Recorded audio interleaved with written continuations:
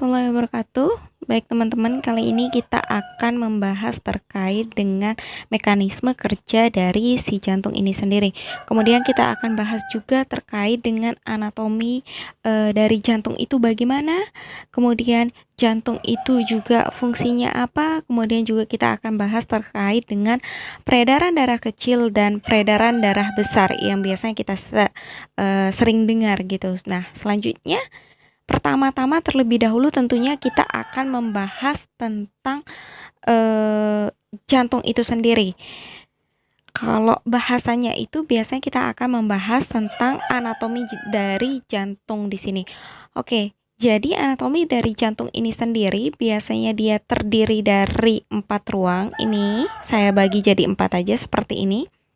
Nah, bagian atasnya ini sendiri dari jantung yang ini itu biasanya bagian yang atasnya ini itu biasanya disebut dengan atrium. Jadi ada atrium kanan yang ini, kemudian ada atrium kiri. Nah, ruang yang ini merupakan atrium kiri. Jadi yang bagian atas ini merupakan atrium dari jantung itu sendiri, yang terdiri dari ada atrium kanan dan ada atrium kiri. Kalau pada zaman SMA biasanya kita sering dengar yang disebut dengan serambi. Serambi kanan, serambi kiri. Jadi buat teman-teman yang misalnya nih ingin masuk di salah satu kedokteran ataupun keperawatan, besok biasanya istilah itu akan berubah menjadi atrium kanan dan atrium kiri. Kemudian bagian bawah ruang yang dua ini disebut dengan ventrikel kanan dan juga disebut dengan ventrikel kiri ini. Kalau pada zaman SMA dulu, ruang ini sendiri kita lebih sering kenal dengan bilik kanan sama bilik kiri. Tetapi kalau misalnya seperti tadi, teman-teman ingin masuk kuliah kedokteran ataupun keperawatan, istilah ini akan berubah. Disebut dengan ventrikel kanan dan ventrikel kiri ini sendiri. Jadi, secara struktur anatomi, ruang jantung itu dia terdiri atas 4. Yang pertama itu adalah terdiri dari 2 atrium, yaitu atrium kanan dan atrium kiri, dan juga terdiri atas 2 ventrikel, ventrikel kanan dan juga ventrikel kiri ini sendiri. Nah, kemudian di antara jantung ini sendiri itu terdapat yang namanya katuf AV kanan. Katuf AV kanan ini apa sih? AV itu apa? Jadi katuf AV ini itu adalah singkatan dari katuf atrium ventrikular. Kenapa dia disebut atrium ventrikular? Tentunya karena dia berada di antara atrium dan di antara ventrikel. Dia berada di antara atrium dan ventrikel. Kita bisa lihat, makanya dia disebut dengan katuf AV. Katuf AV ini sendiri dia punya bahasa lain itu disebut dengan katup trikuspid. Kenapa dia disebut dengan katup trikuspid di sini? Karena memang dia ada 3. Di sini kayak ada 3 tuh. Kayak ada 3 dia. Makanya disebut dengan katup triskuspid itu sendiri. Kemudian kita bahas yang selanjutnya di sini itu adalah katuf yang sebelah kanan, AV kanan juga sama. Kenapa dia disebut dengan katup AV kanan? Tentunya karena dia berada di antara atrioventrikular itu sendiri, sehingga dia disebut dengan katup AV kanan dan kiri gitu. Karena intinya dia itu berada di antara atrium dan ventrikular, makanya dia disebut dengan katuf AV itu sendiri. Nah, katuf AV yang bagian kanan ini bahasa lainnya itu adalah katup trikuspid. Nah, seperti itu. Kemudian katuf AV yang bagian kiri ini biasanya disebut dengan katup mitral. Kenapa dia mitral? Karena dia bentuknya di sini layarnya itu dia bentuknya ada 2 di sini, kayak pintu masuknya lah istilahnya, itu dia bentuknya ada 2, makanya dia disebut dengan katup seperti itu. Kemudian di sini selanjutnya kita akan bahas juga mengenai dari sistem terkait pembuluh darahnya. Jadi di sini kita bisa lihat ini yang biru-biru ini. Jadi yang biru-biru ini kita bisa lihat nih.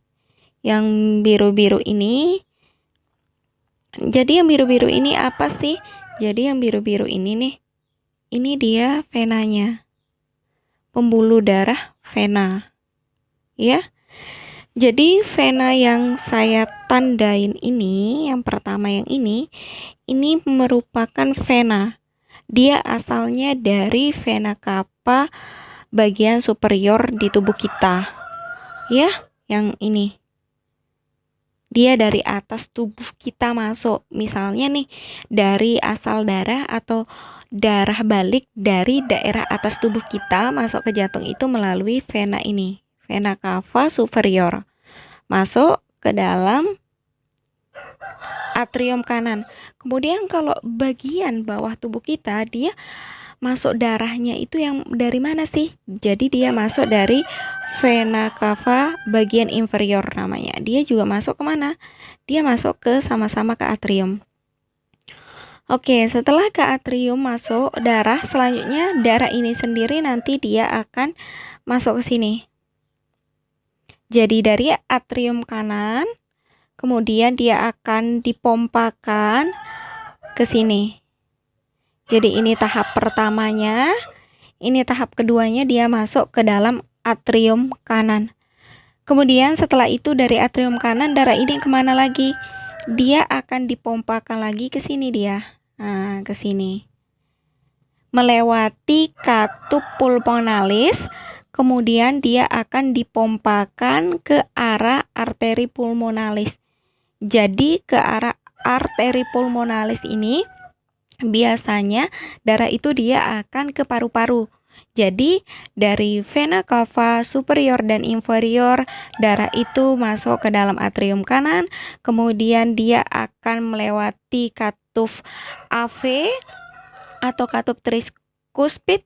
Kemudian dia akan dipompakan menuju ventrikel kanan. Dari ventrikel kanan dia akan dipompakan ke sini ke dalam arteri pulmonalis melewati katup pulmonalis.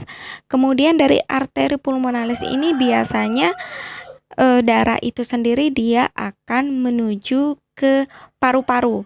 Paru-paru kita baik paru-paru kiri dan kanan ini makanya dia bercabang dua karena dia akan menuju ke kedua paru-paru kita. Nah, nanti tentunya di kedua paru-paru itu sendiri akan dilakukanlah proses pertukaran CO2 dan O2 di dalam tubuh kita itu sendiri. Nah, setelah terjadi pertukaran, darah itu tentunya akan dikembalikan lagi ke dalam jantung. Tetapi dia kaya akan oksigen yang dikembalikan. Tadi yang dipompakan itu biasanya dia kaya akan CO2. Nah, kemudian bagaimana prosesnya pengembalian? Jadi, dari paru-paru, darah itu kemudian dia akan masuk ke dalam vena namanya nih. Vena pulmonalis ini beda sendiri dia. Walaupun sebutannya vena, tetapi dia di sini membawa darah yang kaya akan kandungan CO2 nih. Ada vena pulmonalis bagian kiri dan ada vena pulmonalis bagian kanan nih. Teman-teman bisa lihat. Ini dia akan masuk ke jantung. Tetapi masuknya kemana? Ternyata dia akan masuk ke dalam sini. Nah, ini lanjutannya ke sini. Dia akan masuk ke arah sini. Ini jadi nomor 3. Nah, dia akan masuk ke arah atrium kiri. Dua-duanya dari vena pulmonalis paru-paru kiri dan kanan akan masuk ke dalam atrium kiri. Darah yang sudah dilakukan proses pertukaran CO2 dan O2. Baik, kita akan lanjutkan. Jadi tadi kita udah bahas yang pertama, darah itu dia masuk dari vena sini ke dalam atrium kanan. Dari atrium kanan darah itu dipompakan ke dalam ventrikel kanan. Urutan kedua ke dalam ventrikel kanan ya. Ke sini dia dipompakan. Jadi ini urutan pertama, ini urutan kedua. dia dipompakan ke dalam ventrikel kanan melalui katup AV kanan ataupun katup trikuspid. Kemudian dari ventrikel kanan darah itu akan dipompakan ke dalam arteri pulmonalis melalui katup pulmonalis. Di arteri pulmonalis ini sendiri nanti dia akan bercabang menjadi arteri pulmonalis kiri dan juga kanan. Kanan ini bisa dilihat. Nah, arteri pulmonalis ini kemudian dia akan menuju ke paru-paru. Di paru-paru itu sendiri dia akan dilakukan proses pertukaran CO2 dan O2 itu sendiri. Kemudian darah itu dari paru-paru dia akan kembali lagi ke jantung melalui yang namanya vena pulmonalis. Vena pulmonalis masuk ke jantung, dia ada dua juga, vena pulmonalis bagian kanan dan juga ada bagian kiri. Dia akan masuk ke jantung. Masuknya ke jantung itu langsung dia ke ruangan si atrium kiri ini sendiri. Jadi dia ke sini. Nah, setelah itu darah akan dipompakan lagi ke dalam ventrikel kiri melalui katup AV yang kiri atau disebut juga dengan katup mitral atau disebut juga biasanya dengan katup bikuspid ya, karena dia karena dia ada dua di sini. Kayak lembaran katupnya itu ada dua. Kemudian dia akan dipompakan ke dalam ventrikel kiri. Nah, darah dari ventrikel kiri inilah nanti yang selanjutnya akan dipompakan ke sini. Ini kita bisa lihat di sini kecil. Dia agak tertutup lokasinya kalau dipotong seperti ini daripada katup aortanya. Jadi dia akan dipompakan dari ventrikel kiri ke dalam aorta melalui katup aorta. Nah, dari ventrikel kiri inilah nanti darah yang kaya akan oksigen, nutrisi, dan lain sebagainya itu sendiri akan beredar ke seluruh tubuh. Jadi, dari ventrikel kiri inilah peredaran darah ke seluruh tubuh dipompakan, biasanya yang disebut dengan peredaran darah besar itu sendiri. Nanti kita akan bahas terkait dengan peredaran darah besar itu sendiri. Nah, baik, jadi teman-teman, ini tadi yang merupakan lanjutan dari bagaimana sih mekanisme sistem peredaran darah itu sendiri. Nah, jadi seperti yang dijelaskan bahwa peredaran darah ini sendiri memang dia pertama darah dari tubuh bagian atas, biasanya dari kepala, ini bisa dilihat. Biasanya dari kepala, ekstremitas atas, itu darah akan kembali ke jantung melalui yang disebut dengan vena cava superior atau vena cava bagian atas. Kemudian darah yang dari bagian tubuh bagian bawah seperti dari tungkai akan dikembalikan lewat vena cava inferior ini. Kemudian dia akan masuk ke dalam atrium kanan. Nah, dia akan masuk ke dalam atrium kanan. Selanjutnya darah itu dia akan dipompakan lagi ke dalam ventrikel kanan melalui katup AV ini sendiri atau atrioventrikular kanan terbuka. Darah dipompakan. Setelah itu darah akan dipompakan lagi ke paru-paru, yaitu melewati daripada katup yang ada di paru-paru ini sendiri, ya, atau disebut juga biasanya dengan katup semilunar ataupun biasanya melewati katup paru-paru lah. Nah, setelah itu dia akan dipompakan ke dalam paru-paru melalui arteri pulmonalis bagian kiri dan kanan. Jadi dia akan dipompakan ke paru-paru. Tujuannya dia dipompakan ke paru-paru itu sendiri adalah untuk dilakukan proses pertukaran CO2 dan O2 ini sendiri. Nah, awalnya darah itu biasanya disebut dengan miskin akan O2 atau biasanya lebih kaya akan kandungan CO2-nya. Kemudian di dalam paru-paru itu sendiri dia akan dilakukan proses pertukaran daripada CO2 dan O2 itu sendiri. Kemudian darah yang sudah kaya akan CO2 itu sendiri, tadi dia akan ditukarkan, kita hembuskan lewat napas. Kemudian darah yang kaya akan O2 atau oksigen itu sendiri dia akan masuk lagi ke dalam paru-paru melalui vena pulmonalis kiri dan vena pulmonalis bagian kanan, di mana dia di sini yang akan mengembalikan darah dari paru-paru kiri dan kanan ke dalam jantung, yang langsung dia akan masuk ke dalam atrium kiri, bagian atrium kiri. Dari atrium kiri ini kemudian darah itu sendiri akan dipompakan ke dalam ventrikel kiri melalui katup semilunar aorta atau katup AV bagian kiri. Kemudian dari ventrikel kiri ini sendiri darah akan dipompakan ke seluruh tubuh.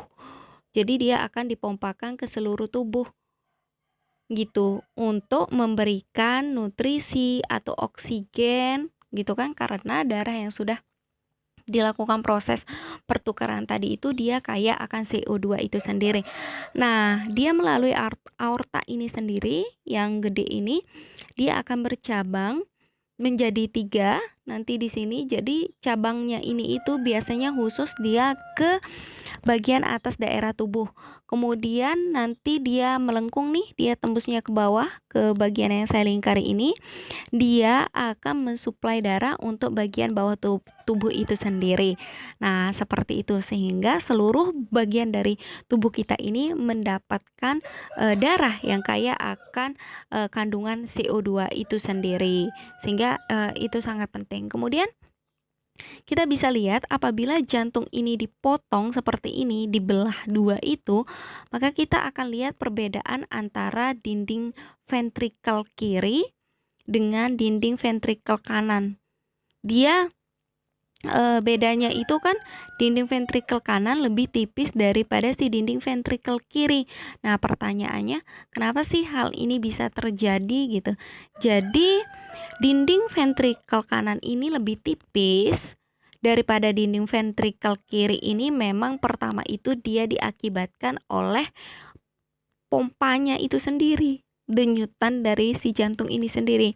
Istilahnya gini, jadi dinding ventrikel kanan ini dia lebih tebal karena kita ketahui bahwa ventrikel kanan ini sendiri itu dia lebih tipis kan dari si ventrikel kiri. Nah, sedangkan ventrikel kiri ini dia lebih tebal. Kenapa dia lebih tebal? Karena biasanya ventrikel kiri ini sendiri dia memompa darah ke seluruh tubuh seperti penjelasan saya yang tadi. Dari ventrikel kiri dipompakan ke seluruh tubuh, makanya biasanya dindingnya dia lebih tebal karena dia harus memompa darah sekuat tenaganya dia yang harus dia sumberkan ke tubuh bagian atas kita sama tubuh bagian bawah kita. Makanya dia dindingnya lebih tebal. Sedangkan ventrikel kanan kita bisa lihat nih, dindingnya dia lebih tipis dibandingkan ventrikel kiri. Kenapa? Karena dia pompanya itu hanya ke paru-paru saja dia mompa di sini. Sehingga dia dindingnya lebih tipis karena kekuatan mompanya ya tidak sebanding kuat dengan ventrikel kanan. Makanya itu mempengaruhi daripada ketebalan dindingnya itu sendiri. Makanya biasanya ada kaitannya orang yang mengalami hipertensi yang sudah kronik ataupun biasanya orang yang mempunyai tekanan darah tinggi, kemudian dia sudah lama tuh mengidap tekanan darah tinggi, biasanya dia akan terjadi penebalan daripada ventrikel kirinya. Kenapa? Karena dia membutuhkan usaha yang lebih dari si ventrikel kirinya untuk memompa darah ke seluruh tubuh. Kan dia lebih keras tuh cara mompanya, makanya tekanan darahnya itu tinggi gitu dibandingkan dengan orang normal, sehingga lama-lama ini akan terjadi penebalan. Seperti itulah teman-teman.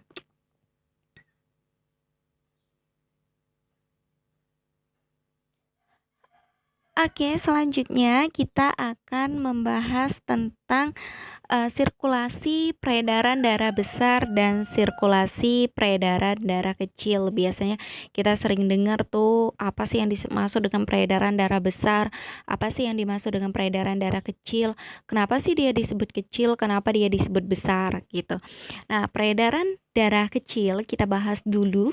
Jadi organ-organ sistemik lainnya, kemudian ada otak, ada saluran cerna, ada dari ginjal, ada dari otot kita.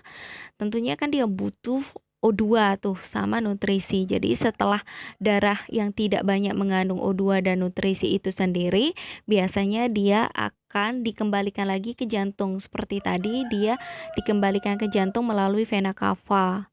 baik itu vena cava superior maupun vena cava inferior. Kemudian dari vena cava itu sendiri, vena cava superior dan inferior, kemudian dia akan masuk ke dalam jantung ke dalam ruangan atrium kanan. Dari atrium kanan, darah itu sendiri dia akan dipompakan ke dalam ventrikel kanan. Kemudian dari ventrikel kanan, darah itu dia akan dipompakan ke paru-paru melewati arteri pulmonalis itu sendiri. Nanti ada katup yang disebut dengan katup semilunar yang akan dilewati. Kemudian dari arteri pulmonalis ini, darah itu sendiri dia akan menuju ke paru-paru ini sendiri. Nah, darah itu sendiri dia akan menuju ke paru-paru. Nah, darah dilakukan pertukaran di paru-paru itu sendiri. Nah, sirkulasi dari vena cava, atrium kanan, ventrikel kanan sampai ke paru-paru ini sendiri memang disebut dengan sirkulasi paru nih. Dia disebut dengan sirkulasi paru karena dia dari sana-sana aja gitu, enggak dia ngedari ke seluruh tubuh, makanya dia disebut dengan sirkulasi paru ataupun biasanya disebut dengan peredaran darah kecil itu sendiri. Kemudian setelah itu dari paru-paru tentunya darah yang kaya akan kandungan oksigen itu sendiri dia akan masuk lagi ke dalam jantung melalui vena pulmonalis, kemudian masuk ke dalam atrium kiri. Dari atrium kiri dia akan dipompakan ke dalam ventrikel kiri melalui katup AV itu sendiri atau katup atrioventrikular itu sendiri atau biasanya juga kita sebut dengan katup mitral itu sendiri. Nah, dari sana itu sendiri nanti dia akan diedarkan dari ventrikel kiri, dia akan mengedarkan darah yang kaya akan O2 tadi itu diedarkan ke seluruh tubuh melalui aorta. Jadi dia akan diedarkan ke organ lainnya. Biasanya kemudian dia akan diedarkan ke otak, ke sistem cerna, kemudian ke sistem ginjal kita, ke sistem daripada neuromuskuloskeletal kita atau yang berkaitan dengan sistem saraf, sistem otot kita. Nah, itu. Nah, peredaran inilah biasanya yang disebut dengan sirkulasi sistemik atau zaman SMA dulu kita biasanya sebut dengan peredaran darah besar. Karena kenapa dia besar? Karena dia mengedarkan darah ke seluruh tubuh. Jangkauannya itu lebih besar, makanya disebut dengan peredaran darah besar. Oke, jadi itulah mekanisme daripada kerja jantung dan juga terkait dengan struktur jantung ataupun anatomi jantung. Jadi buat teman-teman yang ada pertanyaan ataupun mungkin aku ada salah pengucapan ataupun salah gimana, nanti kita bisa koreksi sama-sama demi kebaikan kita bersama. Nah, buat teman-teman terima kasih sudah menyaksikan. Jangan lupa untuk di subscribe ya. Terima kasih banyak.